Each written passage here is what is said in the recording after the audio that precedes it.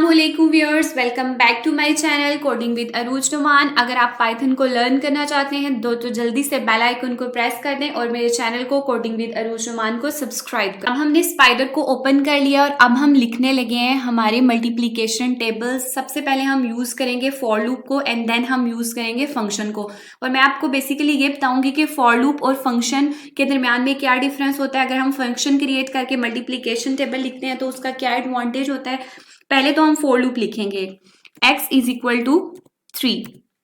x हमारे पास variable है और 3 हमारे पास वो नंबर है जिसका टेबल हमने लिखना है। फॉर आई, अब मैं एक लूप जो है वो क्रिएट करने लगी हूं। For I in range 1, 11। मैंने ये फॉर लूप लिख दिया है जो कि आइटरेट करेगा 10 टाइम्स और followed by a range. Range का मतलब ये है कि जो हमारा नंबर है वो ग्रेटर देन इक्वल टू 1 होगा और लेस देन जो है वो हमारे पास 10 होगा।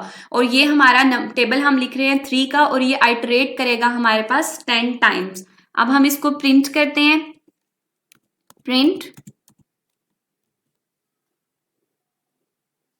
सबसे पहले हमारे पास वेरिएबल आ गया 3 जिसका हमने टेबल लिखना है x, कॉमा, उसके बाद मल्टीप्लीकेशन का एक क्रॉस का साइन होता है वो हम लिखेंगे x।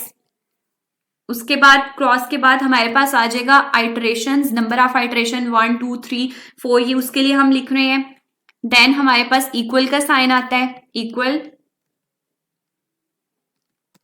उसके बाद हमारे पास जो है वो आ जाती है मल्टीप्लीकेशन। आइटरेशन के साथ जो हमारा वेरिएबल है, हर आइटरेशन के साथ जो मल्टीप्लाई हो रहा है वो हम लिखेंगे। यहाँ पे हम मल्टीप्लीकेशन का साइन डालेंगे एंड देन हमारा वेरिएबल आ जाता है x। अब हमने ये कंप्लीटली जो हमारा फॉर लूप है वो लिख दिया। अब हम इसको रन करते हैं।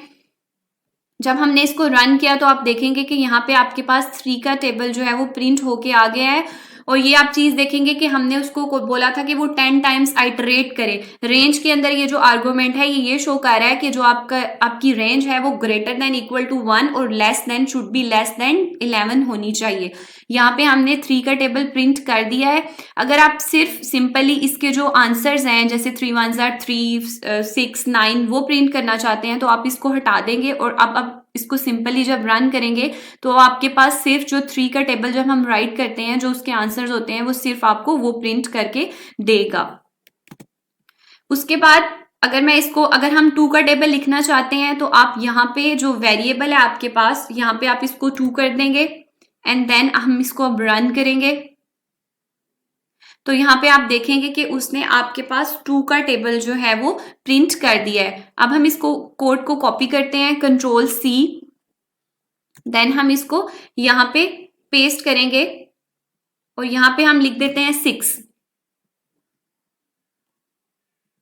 अब ये आपके पास किसका टेबल प्रिंट कर रहा है, वो आपके पास 6 का टेबल प्रिंट कर रहा है। अगर आप इसको थोड़े से गौर से देखें तो हम यहाँ पे एक स्पेसिफिक किसी चीज को कॉल नहीं कर रहे हैं। हमने यहाँ पे अगर हमें टेबल लिखना है, 2 का लिखना है, 6 का लिखना है, 8 का लिखना है, किसी और नंबर का लिखना है तो आप ये देख रहे हैं कि हमें पूरा कोड लिखना पड़ रहा है। ये आप देखेंगे तो मैंने कंप्लीटली पूरा कोड लिखा है। मैं किसी फंक्शन को कॉल नहीं कर रही हूँ बल्कि मुझे पूरा कोड लिखना पड़ेगा अगर मैंने किसी और नंबर का टेबल लिखना है। अगर एट अ टाइम मुझे यहाँ पे किसी और 2 नंबर्स के टेबल लिखने हैं तो मुझे यहाँ पे इनको पूरा कंप्लीटली लिखना पड़ रहा है। तो आप फिर देखेंगे कि मेरे पास दोनों नंबर के टेबल्स आए हैं। अगर मुझे यहाँ पे साथ में 3 का टेबल भी लिखना है फॉर एग्जांपल तो मुझे फिर अगेन इस कोड को राइट करना पड़ेगा, यहाँ पे अपने वेरिएबल को चेंज करना पड़ेगा। अब मैं इसको रन करती हूँ तो अब आप देखेंगे कि अब इसने मेरे पास जो है वो दोबारा टेबल को प्रिंट आउट किया है 2 के, 6 के और 3 के टेबल को। यहाँ पे आप आउटपुट के अंदर कंसोल में देख सकते हैं। पहले उसने 2 का प्रिंट किया है, देन उसने 6 का किया है, देन उसने 3 का किया है। इस तरह से भी आपके पास मल्टीप्लीकेशन टेबल प्रिंट तो हो जाता है, लेकिन इसका ड्रॉबैक ये है कि अगर आपने ज्यादा टेबल्स लिखने हैं तो अगेन एंड अगेन आपको ये कोड लिखना पड़ेगा और आपका कोड काफी ज्यादा लेंथी हो जाएगा। अब हम चलते हैं हमारे फंक्शन की तरफ। हम क्या करेंगे, हम अपना एक फंक्शन क्रिएट करते हैं। सबसे पहले फंक्शन कैसे क्रिएट करते हैं वो तो मैं आपको अपनी प्रीवियस वीडियोस में बता चुकी हूँ। डेफ, देन नाम देंगे, मैं अपने फंक्शन को टेबल का नेम दे देती हूँ। उसके बाद यहाँ पे हम इनपुट पैरामीटर लिखेंगे जो कि मैं लिख रही हूँ x। देन उसके बाद यहाँ तक हो गया। अब हम इसके अंदर एक फॉर लूप क्रिएट करेंगे, फॉर आई इन रेंज। उसकी रेंज क्या है, रेंज के अंदर जो आर्गुमेंट है वो है हमारे पास 1 and 11। देन यहां तक हो गया। उसके बाद हम इसको प्रिंट करेंगे, print x comma x and then comma i comma equals to comma i multiply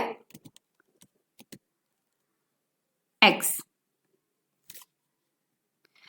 then यहाँ पे आप देखेंगे कि मैंने एक फंक्शन क्रिएट कर दिया है जिसका नाम मैंने टेबल रखा है। मैंने उसके अंदर एक फॉर लूप लगाया। अब मैं उस फंक्शन को कॉल करने लगी हूँ और अब मैं उस फंक्शन को आपको कॉल करके दिखाती हूँ। टेबल, हमने क्या नाम दिया उसका, table, followed by parenthesis, parenthesis डालेंगे हम। और उसके बाद आप किस नंबर का टेबल लिखना चाहते हैं, फॉर एग्जाम्पल मैं 7 का टेबल लिखना चाहती हूँ। अब हम इसको रन करेंगे। जो हमने फंक्शन क्रिएट किया है, अब हमने इसको रन किया तो आप देखेंगे कि उसने आपके पास 7 का टेबल प्रिंट कर दिया है। अगर आप किसी और नंबर का टेबल लिखना चाहते हैं तो सिंपली यहाँ पे टेबल एंड देन यहाँ पे आप 9 लिख देंगे। अब आपको दोबारा फंक्शन लिखने की जरूरत नहीं है। आप सिंपली क्या करेंगे, सिंपली आपने अपने फंक्शन को कॉल करना है और आप किसी भी का नंबर का टेबल लिख सकते हैं। मैं यहाँ पे 2-3 नंबर और लिख देती हूँ, टेबल 3, देन टेबल 4। अब हम इसको रन करते हैं, रन।